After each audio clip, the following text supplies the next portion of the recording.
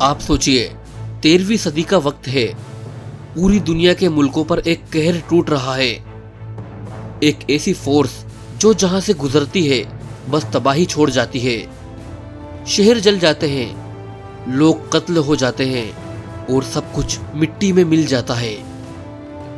इनका नाम सुनते ही राजाओं के पसीने छूट जाते थे। चंगेज खान और उसके बाद के मंगोल राजाओं ने एशिया से लेकर यूरोप तक आग लगा दी थी। लेकिन कुछ ऐसी भी सल्तनतें थीं जो इन मंगोल तूफानों के सामने चट्टान की तरह खड़ी थीं। आज की इस वीडियो में हम बात करेंगे दुनिया की उन 5 ताकतवर सल्तनतों के बारे में कि जिन्हें मंगोल्स भी हरा नहीं पाए थे। और आखिर में हम आपको एक ऐसी सरप्राइजिंग सल्तनत के बारे में बताएंगे जिसका नाम आपने शायद ही सुना हो। इसलिए इस वीडियो को एंड तक जरूर देखें।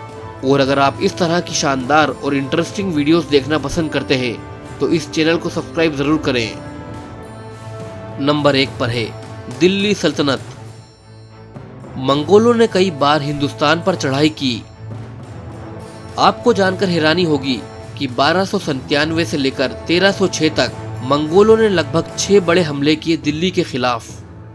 लेकिन हर बार दिल्ली सल्तनत के सुल्तानों ने इन्हें मुंह तोड़ जवाब दिया।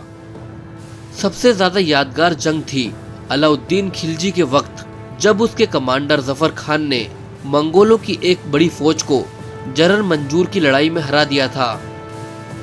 उस वक्त मंगोलों ने समझा था कि अब दिल्ली उनका हो जाएगा, लेकिन उन्होंने दिल्ली सल्तनत की प्लानिंग, किले और उनकी हिम्मत को अंडर एस्टिमेट कर दिया था।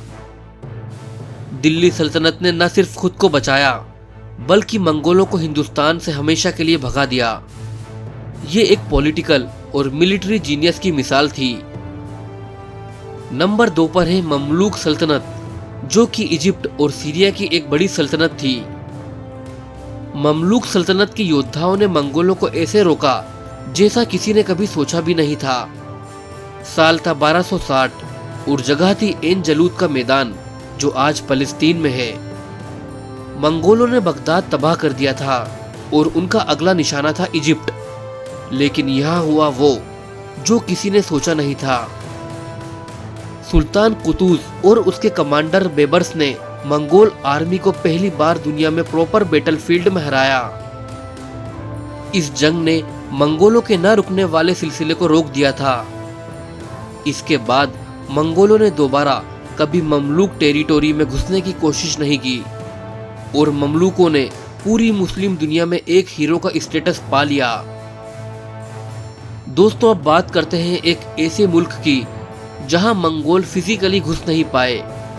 हम बात कर रहे हैं जापानीज एम्पायर की। चंगेज खान की मौत के बाद उसके पोते कुबलाई खान ने जापान पर 2 बार हमला किया, 1274 और 1281 में। लेकिन दोनों बार तूफान ने मंगोल नेवी को समुद्र में डुबा दिया। जापान की जियोग्राफी और नेचर ने मंगोलों के खिलाफ काम किया। इस वजह से मंगोलों का जापान जीतने का सपना हमेशा के लिए अधूरा रह गया। दोस्तों, ये एक मिसाल थी जहां एक फोर्स नहीं बल्कि कुदरत ने मंगोलों को हरा दिया। अब बात करते हैं वियतनामी साम्राज्य की। छोटा सा देश वियतनाम, लेकिन इतिहास में इन्होंने एक बड़ी मिसाल कायम की। मंगोलों ने वियतनाम पर 3 बार हमला किया, 1258, 1285 और 1287। हर बार वियतनाम ने गोरिल्ला वारफेयर, जियोग्राफी का फायदा और जंगल में लड़ने वाले अपने हुनर का इस्तेमाल किया। उनका सबसे मशहूर लीडर था जनरल ट्रेंग हुंग डाओ, जिन्होंने मंगोल नेवी को एक नदी में शिकस्त दी। उन्होंने पानी में नुकीले बांस लगा दिए थे, जिन्होंने मंगोलों के जहाजों को डुबा दिया। ये इतनी शानदार प्लानिंग थी कि मंगोलों की सबसे बड़ी आर्मी भी फेल हो गई। वियतनाम ने दिखाया कि एक छोटी से छोटी कौम भी अगर यूनाइट हो जाए तो दुनिया की सबसे बड़ी ताकत को हरा सकती है।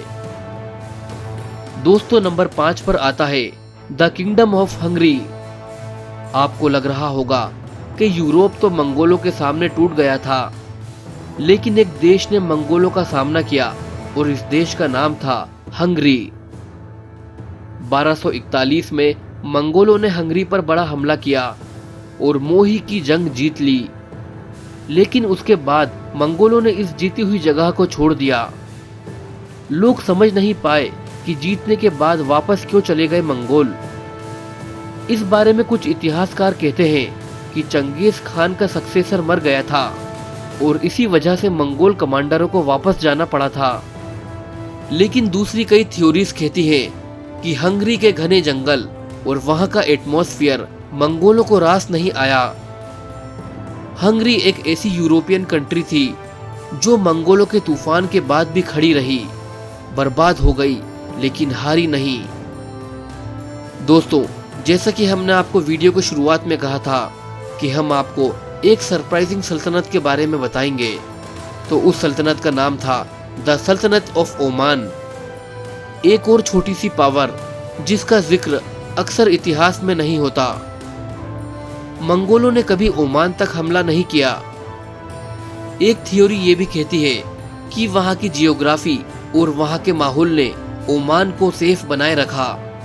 लेकिन ओमान की नेवी इतनी ज्यादा ताकतवर थी कि मंगोलों जैसी जमीन पर लड़ने वाली आर्मी के लिए ये एक टफ चैलेंज होता। दोस्तों, तो ये थी वो 5 ताकतवर सल्तनतें जिन्होंने या तो मंगोलों से जंग जीती या फिर उन्हें रोक दिया। जहां दुनिया मंगोलों के सामने झुक गई, लेकिन इन सल्तनतों ने हार नहीं मानी। ये सिर्फ मिलिट्री की ताकत नहीं थी, बल्कि ये थी यूनिटी, स्ट्रेटेजी और लीडरशिप की जीत। इनमें से आपको कौन सी सल्तनत सबसे ज्यादा इंप्रेसिव लगी? और क्या आप किसी और एम्पायर के बारे में जानते हैं जो मंगोलों के सामने टिक गई? हमें कमेंट्स में जरूर बताएं। और अगर आपको ये वीडियो पसंद आई हो तो इसे लाइक करें, शेयर करें और सब्सक्राइब करना ना भूलें।